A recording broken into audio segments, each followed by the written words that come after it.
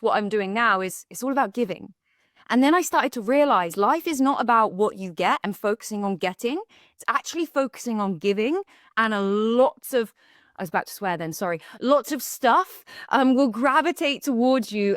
Things that are naturally meant for you start to gravitate towards you.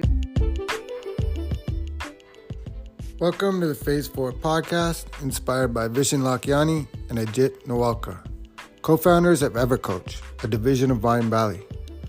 In this podcast, we speak to coaches and creatives about where they were, where they are, and where they are going. This is the intersection of what we focus on expands, and your story is your superpower.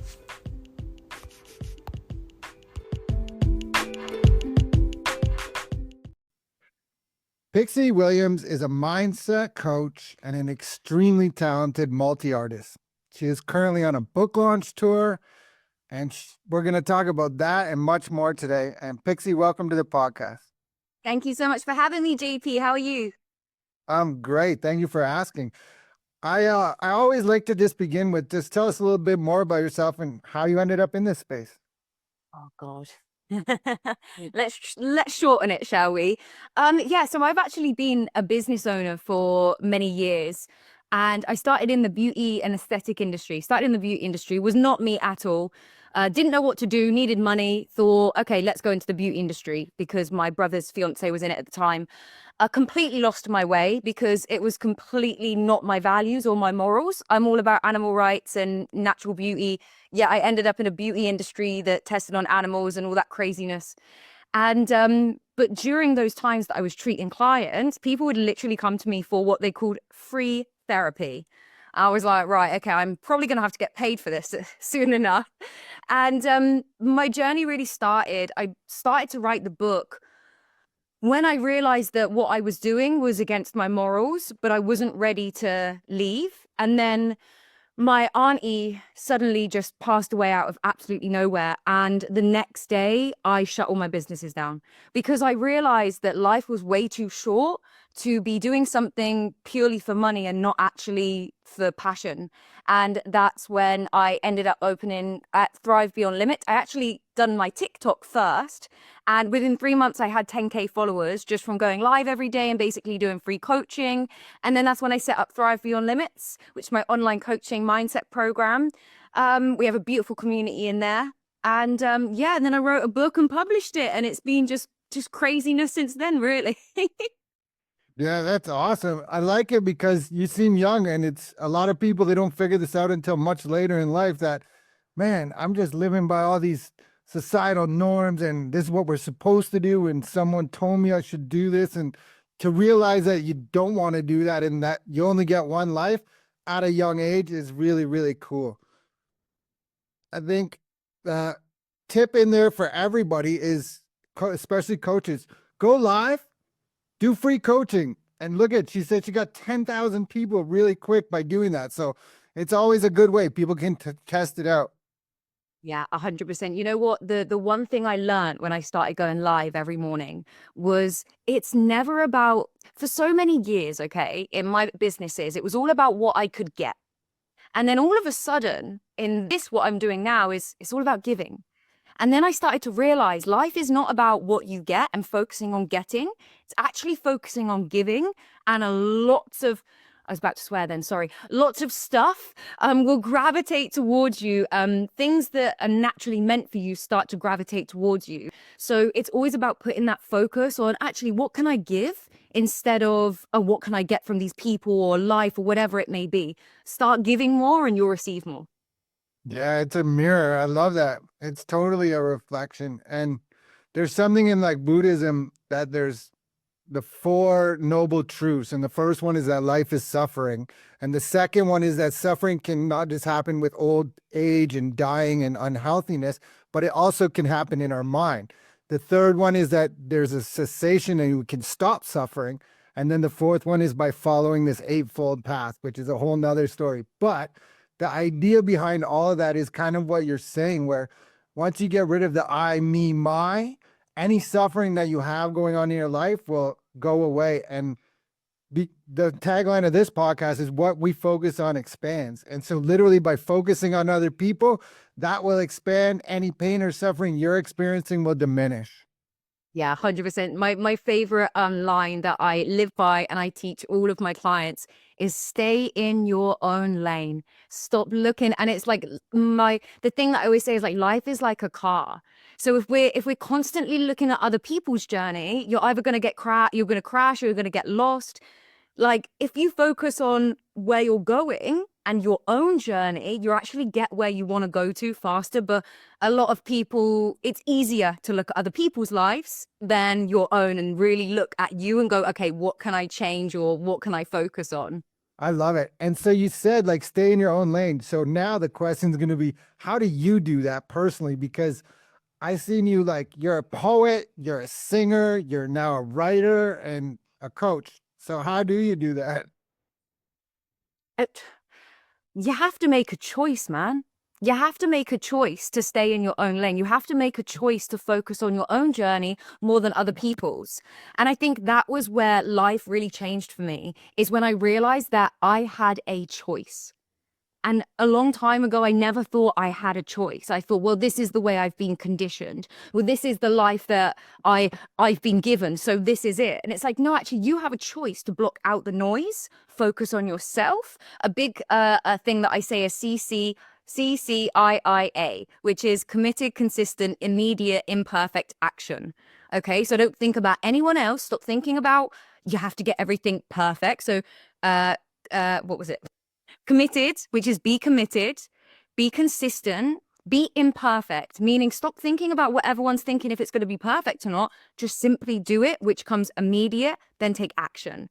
So a lot of people don't take action on the things they want to do because they're too busy thinking about, oh, what if this person thinks this about me? Or what if like, make that choice to stay in your own lane. And yes, it takes mindset coaching. I had to coach myself for the last 10 years, like to actually get me to the mindset that I had, because I probably should have said this earlier, but I was extremely depressed. That's why my book is called Young, Dumb and Depressed. I was young, I was dumb, and I was depressed.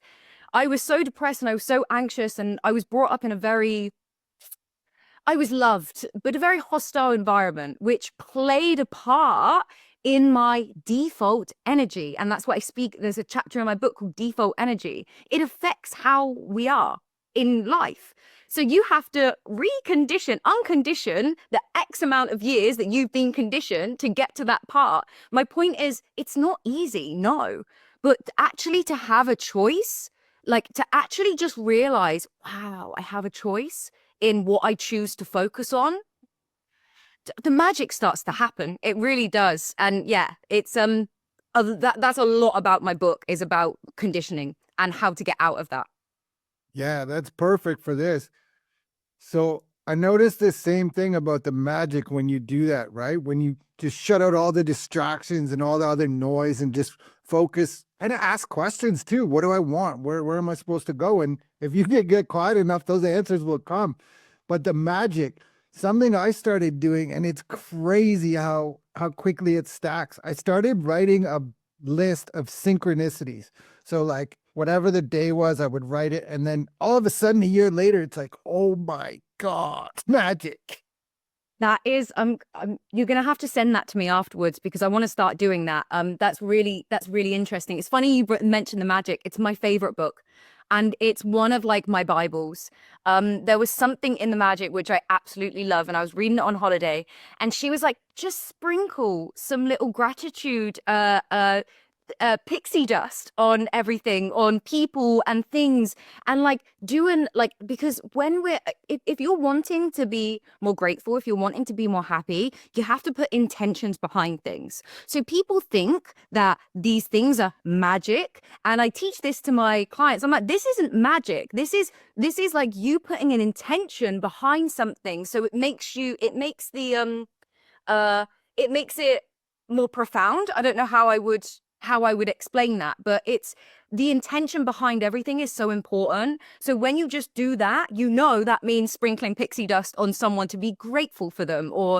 But yeah, that's it's really funny you say that because that's literally my Bible. I can't even tell you how many times I've read it. Yeah, I'm looking. I have a box of books over here, and there's that one. I think there's another one called The Power, and then obviously The Secret. She's got a bunch. But yeah, those are great books. The magic or the intention. I'm sure my listeners will be sick of this one, but I have a tool I use with clients called bias, and it's the way you can manifest whatever you want. You have to have all four, and it goes belief, intention, action, surrender. And surrender is the hard part.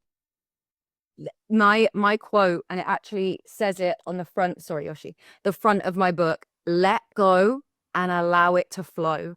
And when I speak, I have a chapter about surrendering. When I speak to people about surrendering, it's the easiest, most hardest thing you'll ever do, because holding on is natural, but letting go is a choice. Holding on is natural because it's our conditioning, it's how we stay safe, but letting go is a choice. So I absolutely love that, because yeah, surrendering is a massive part in self-development. You have to let go and allow it to flow. It's so, so, so important.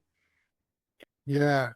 So before you were depressed, young, dumb, and depressed, but now you're not, and you figured this out. You figured out the way to make yourself happy is to listen to yourself, not other people, not society, and you only get one life.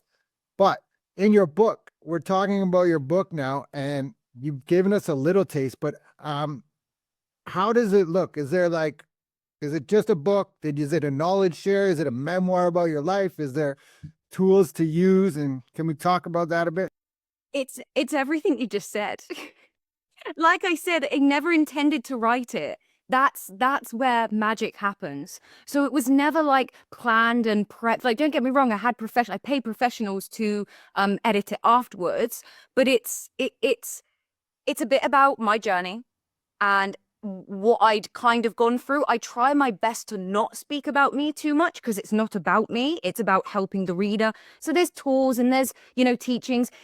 If I'm being honest, it's like a raw self-help book with no BS. Like, I'm very much straight edge. I'm a very spiritual person, but I'm also a very logical person. And when you mix those two things together, you get motivation. So it is, as well as a motivational book and an honest book. Okay. So there's a chapter in there called Tomorrow Isn't Promised. And I speak about this with my community. A lot of people shy away and run away and don't want to hear about death. They don't want to talk about it. But me and my partner, we lost Peaches, and Peaches was my little kitten, our little kitten. We've got tattoos of her here. And she was only, she was a baby. And then that really hit me. Then losing my auntie really hit me. And what I started to realize is I started to surrender to everything being so permanent. And lots of people don't speak about the inevitable, that people that we love, life happens. Sorry, I'm trying so hard not to swear. I swear all the time, so I apologize. You should swear. Go ahead and do it. Oh, okay, right, okay, because yeah, that's literally me. Shit happens, man. Shit fucking happens. We're not gonna be able to stop it. That's surrendering. So yeah, people are gonna die, man.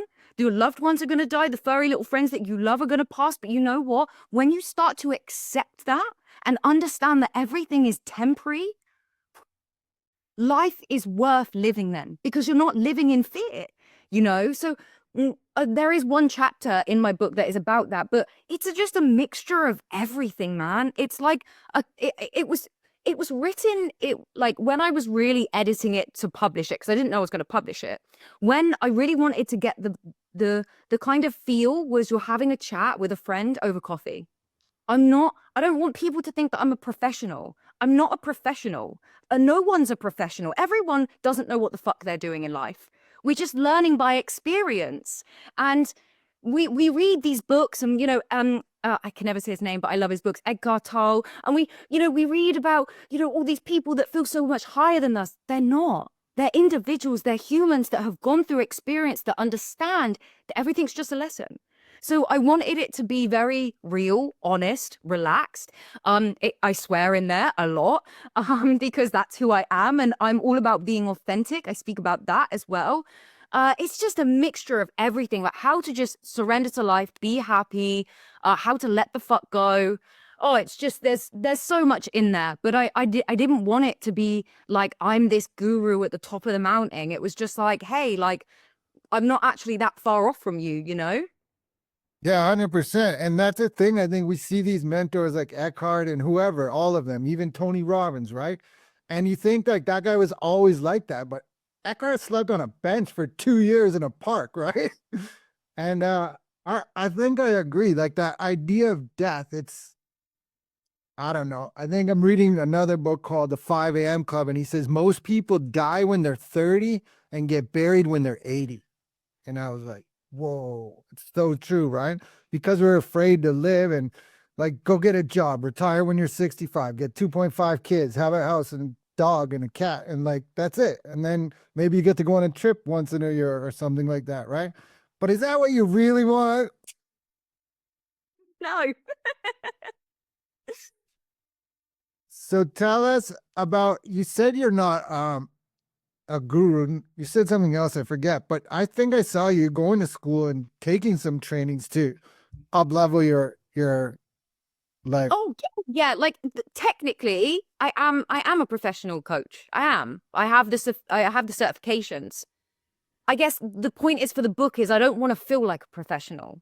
Like I don't want to make people, I never wanted to make people think that I've done more or I've done, or I'm so up high that I couldn't reach that. So yeah, I've done two certifications in life coaching and I also have my level 2 mental health. I don't want to go into therapy. That's not what I want to do. I I'm too straight edge for therapy. I'm very much like how to recondition the mind. Let's not dwell on it. Let's think about the positive. Yeah, shit things happen, but I'm more like that. So I get a lot of trolls and hate from on my lives and on TikTok. You're not a therapist. You can't be giving people advice. But again, like hurt people hurt people. So anytime someone comes at me, I'm like, you're hurt and you're feeling these things, and everything's a reflection of self. Again, a chapter in my book, The Reflection Theory. Everything's a reflection of self. So, yes, I am a professional technically, but I'm so with my clients, I'm so real. And we have these video calls and I'm just me and I come as me. And it's not just because of any other reason, but one, I will never apologize for being myself. And two, I'm not going to show a fake version of myself just because I'm coaching people. This is who I am, take me or leave me.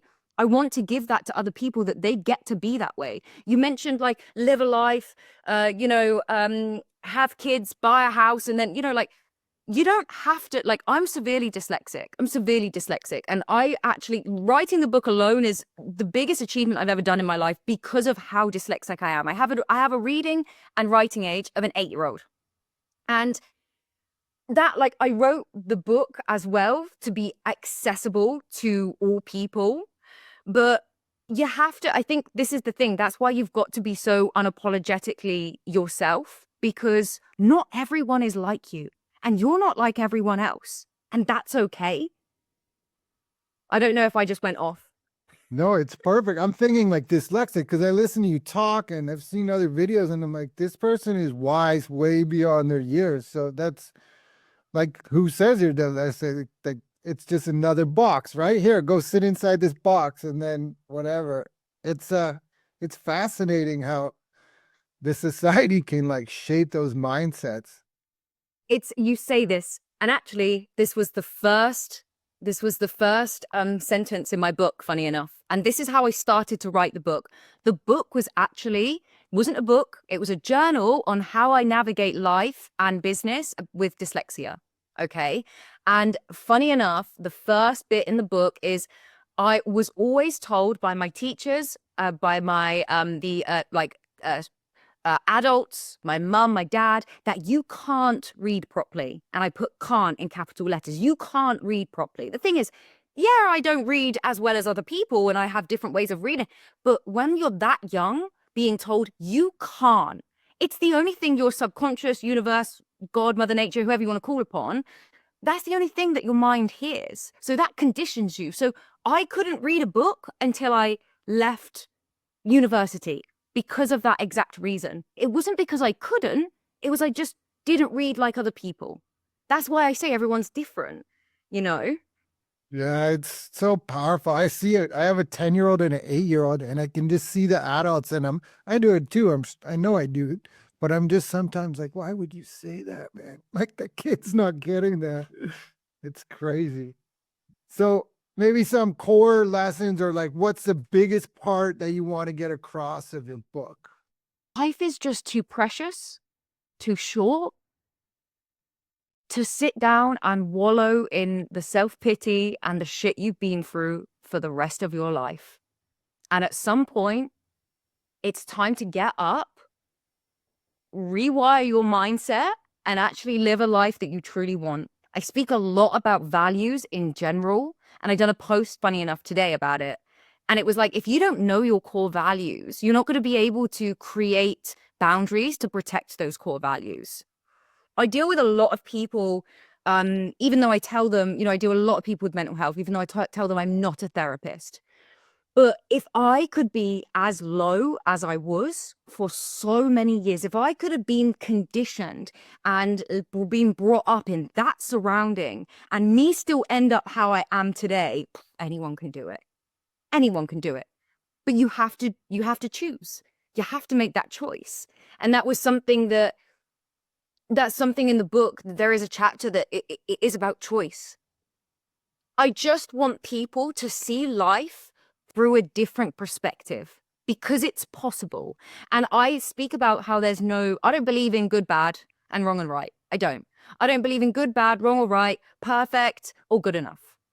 They're just perspectives. So when you start to really like see life in that kind of way and take a step back, you realize that everything is a perspective and that people are just going on from what they've learned. That you can see life through another perspective if you actually want to. But what I do say is people are addicted to sadness. I know because I was fully addicted to sadness. It was my comfort. I said earlier, default energy. It was my comfort. I loved it. So yeah, if there's one thing that I can just get across is that I don't want people to have to go through great trauma and loss of a loved one for them to realize this. Because this Yeah. was a tipping point. All right. So in Zen Buddhism, there's a thing called Kensho and Satori. And so Kensho is what you're talking about. And I've done it too. And we all do it. We wait till we get really, really low. And then we pick ourselves up. We find some enlightenment. Both of them end up with enlightenment. But Satori is just like, aha, you read your book, get the message, and figure it out. And you don't have to spend all that time going into the valley. Exactly that. I think, you know what? People ask me all the time, you're so young. How did you get like this? Like, how, like, it's taken me this long. Like, how did you do it? And I'm like, with a lot of hard work and a lot of like stress as well. Like, it wasn't easy. And I think people are always looking for that pill to take in many forms to numb themselves, to fix themselves. And it doesn't fucking work. And I don't know if you've ever read the book, The Body Keeps the Score, but it's, they say it in there. Like, and when I done my level 2 mental health, funny enough, I actually, I was a bit on the fence. Like, I understand that there are some people that need to take certain pills. But I also understand that people want a quick fix. Reconditioning your mindset ain't going to be a quick fix. It's going to take a long time and effort. Why I'm so young and I done it is because, you know what? I saw it in my parents and I saw their conditioning. And I'm very close with my nan. I speak about my nan in my book. She's 94. I love her to bits. And we come from generational poverty. Yeah, and it's really funny. I was speaking to her about it and I said, Nan, don't you think that we come from generational poverty because we everyone in our family from generations have been speaking badly about rich people? And she was like, you know what? I've never thought about that, but yeah. So I started to see what my dad's relationship with his family, the patterns, and I just kind of pieced everything together. And you know what? There is no, you don't just wake up one day. That doesn't happen. If you want a spiritual awakening, if you want a mindset awakening, whatever you want to call it, it doesn't just happen. You don't wake up and it happen. Every single hardship and triumph in your life will equate to you waking up. And even then, you've still got an infinite amount of waking up to do, you know?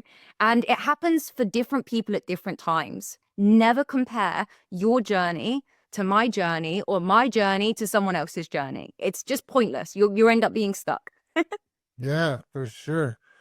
I think that's a good point about the money. Like we're manifesting no matter what, right? So if you're saying all the time, I can't afford this, we don't have money, we never get any breaks, then the universe is like, yeah, okay, here you go. Like, and earlier you said something too, you were searching for the words, and I was thinking like that it took time to get to this point. So like if you want to change something, when you were talking about intentions, the universe needs a minute to like organize things that you want in your future. It's not just going to happen. Some people can manifest overnight, but not generally. Yeah, I actually have a chapter in my book called The Truth Behind Manifesting. And it's a subject that actually like messed me up for a while because I don't actually think it's taught in the correct way, personally. And I say in my book, if your way of manifesting is working for you, then stick to it. But me just sitting down, thinking about what I want, journaling about what I want, wishful thinking, didn't work for me. Just didn't work for me. If anything, it actually made me very materialistic, unhappy and ungrateful for what I had. And because the concept maybe in me was lost, but I think in a lot of people it's lost. People think all you need to do is sit down and wish a magical fairy to come down and grant all of your wishes, and the next day, boom, it's done. Like, it's not like that. And maybe it is for some people, yeah? I'm not saying it isn't. But for me, nah. You have to take action. Because for a long time, I sat and was like, this is what I want, and I want to do this, and I want to do that. But nothing was changing. Why? Because I didn't take action. That's when CCIIA came into play. Committed, consistent, imperfect, immediate action. That's when the actual, because manifesting is one thing, but actually taking action upon the manifesting, like without action, you're not going to have what you want. So the accent part is like sometimes it that's part of like, okay, I want to manifest a marathon and a certain time, right? But the action I have to take to get there is all these runs and training, and that's the journey. That's the part. Like the medal, who cares at the end? You were saying about how you're going down this new road. Thank you. Yeah, there we go. So I'm going down this new road because I speak about money in my book and I have so many money blocks. I'm still not there yet. I know how to be happy. I know how to be grateful. I live a beautiful life that I love, but I'm still not there yet with money. I have a load of money blocks because of my conditioning and ancestral trauma. So that's something I'm working on at the moment. And I've actually gotten into trading gold and investing my money. And it's actually funny because you learn so many things on when you're purely focusing on money. You actually learn a lot about yourself in general. But there's this one person, and she does say that, you know, all you need to do is manifest how much you want to make in trading. And I'm like, or manifest how much you want to make in a day. And I'm like, don't work like that. It just doesn't work like that. Trading is not a manifesting thing. Trading is a so there's, and that's why I said, JP, I'm such a spiritual person, but I'm a realist as well.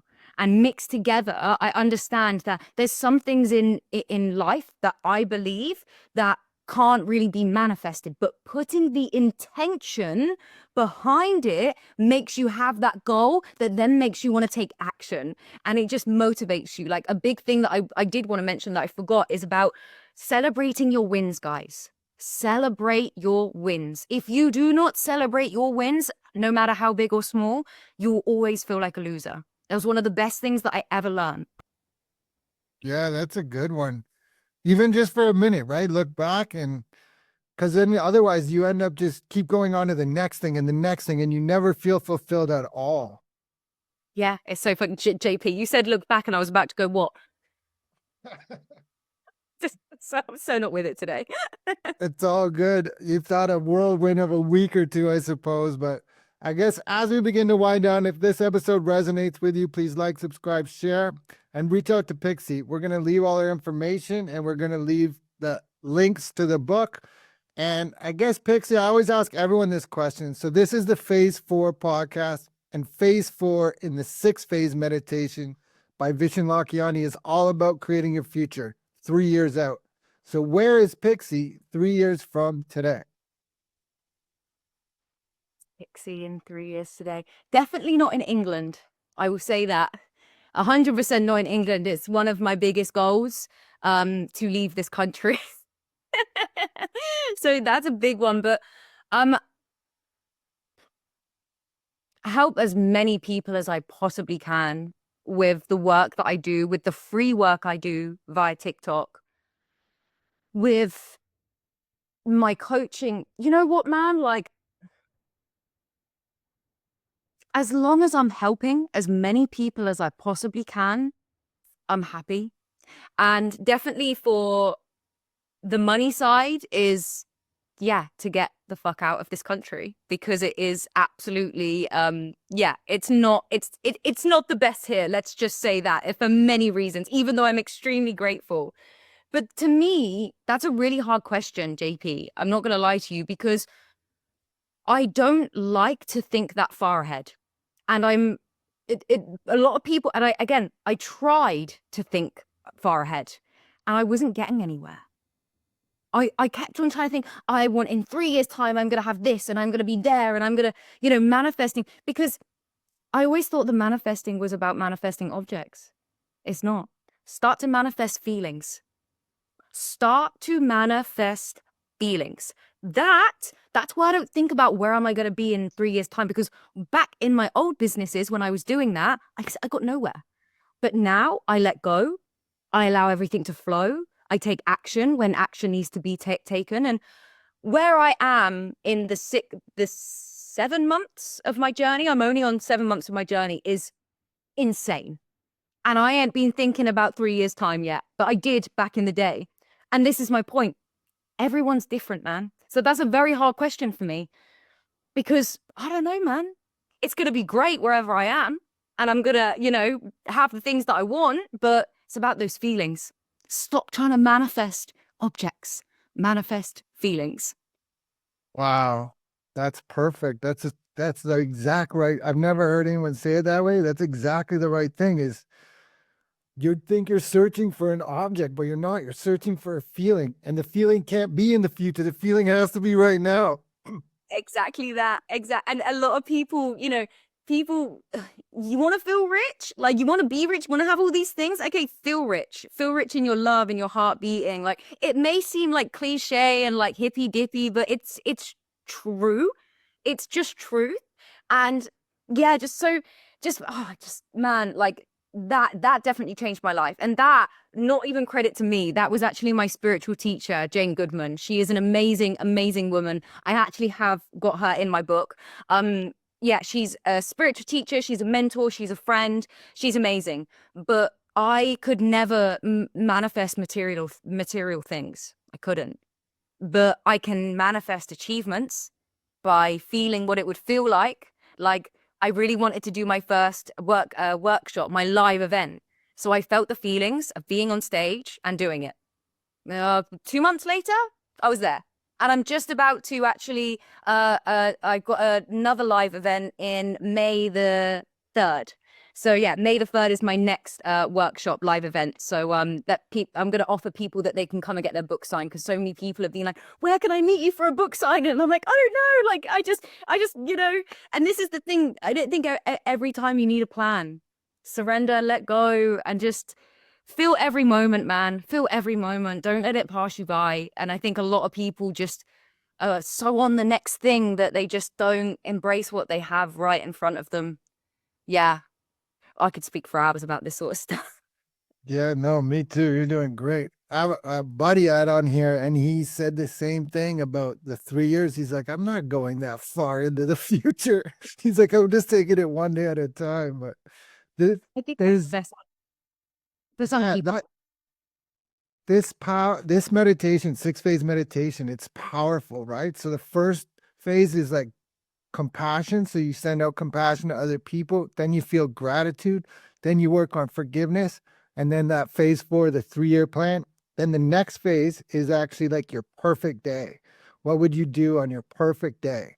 And then the final one is like a blessing. You wrap it up with whatever religious beliefs, or if you don't, just yourself, right? Thanking yourself. But all of it together, it's like if you keep doing this same meditation over and over again every day, what happens with me, I go into that future. And then let's say speaking on stage, that was one of them. I got to do it last November. But every time I'm in that meditation or visualization and I'm going into the future to do that, every time I come out, I come with a little more detail. Like I might see something that wasn't there, and you feel a color or you can feel the temperature, and it becomes so real that like now all of a sudden when you open your eyes, the opportunities that are always there that you're missing, you just like, oh, okay, that I'm supposed to meet that guy. Okay, that guy's saying that for me to hear right now because I need that. And I guess I Yeah. should digress. No, I love that. I mean, I'm not a visual person, and as much as me and my spiritual teacher were working on it, but I'm not visual. Okay, so in here, I feel.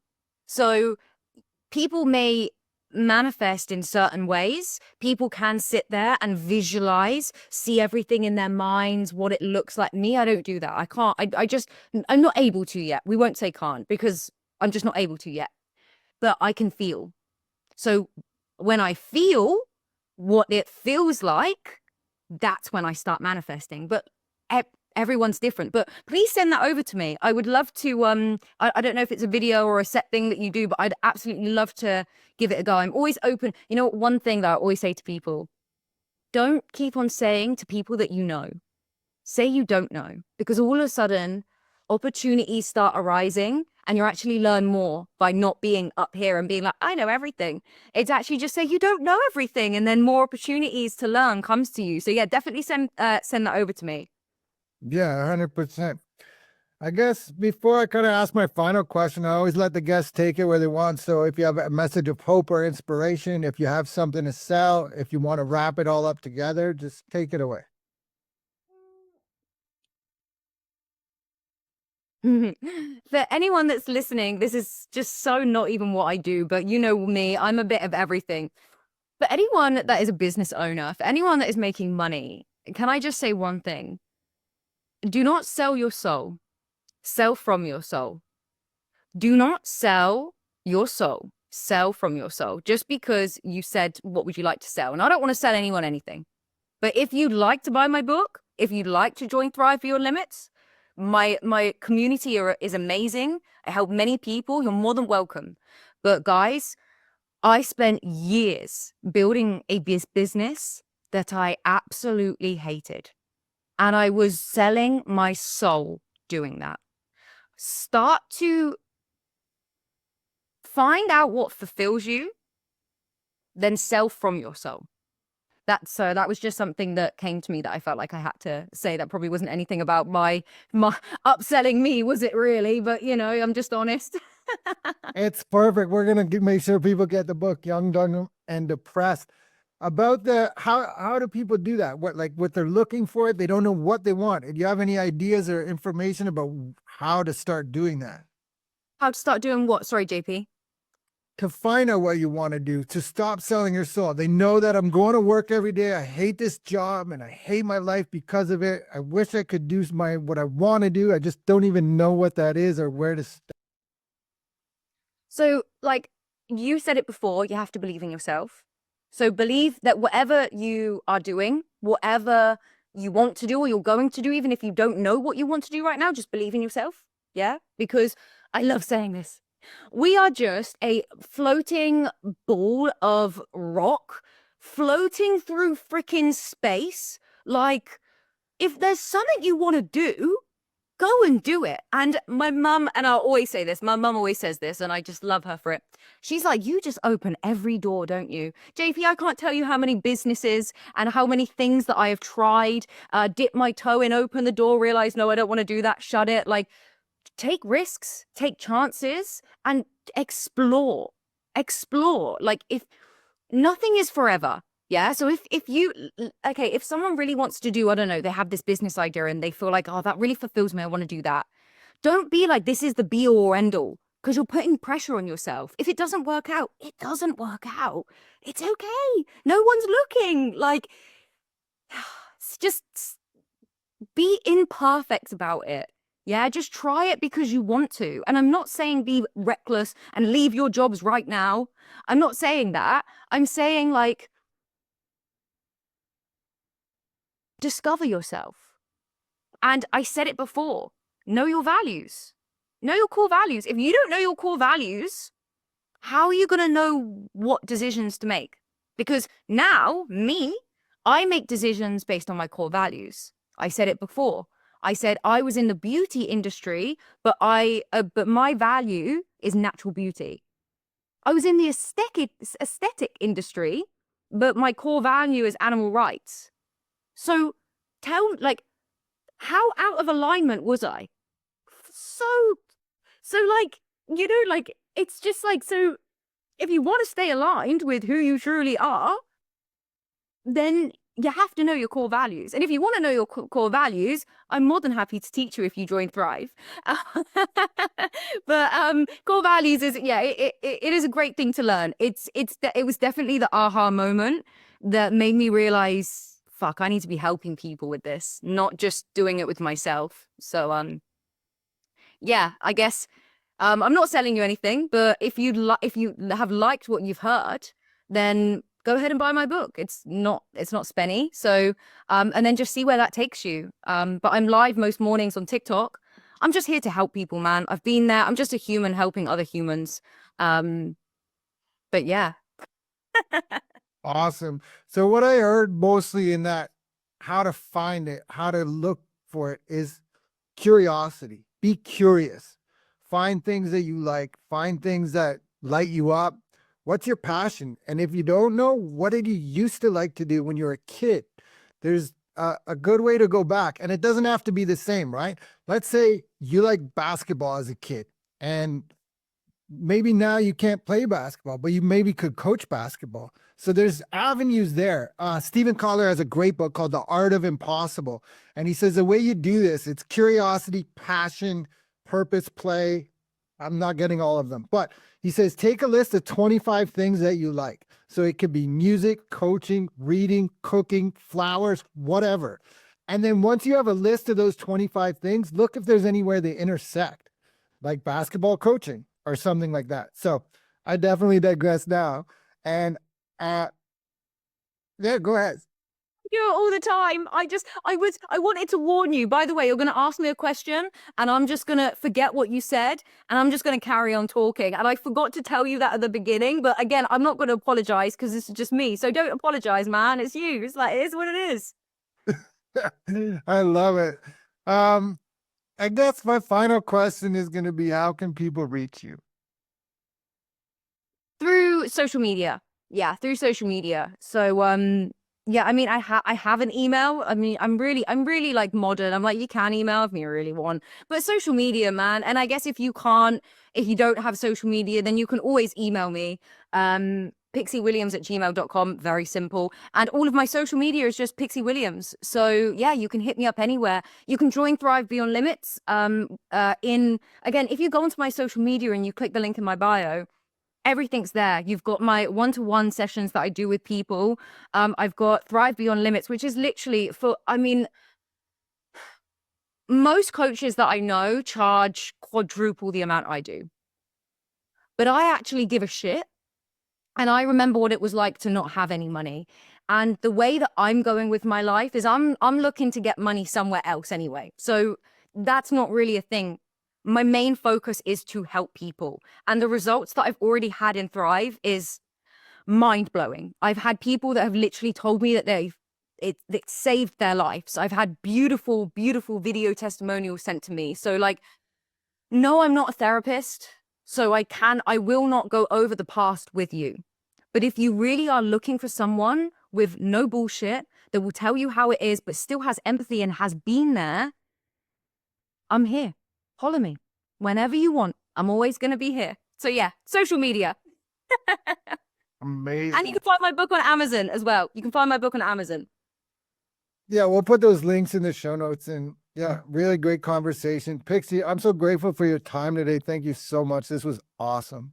That's okay, mate. It was absolutely lovely to speak to you, JP. Thank you, thank you, thank you. And so thank you so much for the listeners as well. Thank you.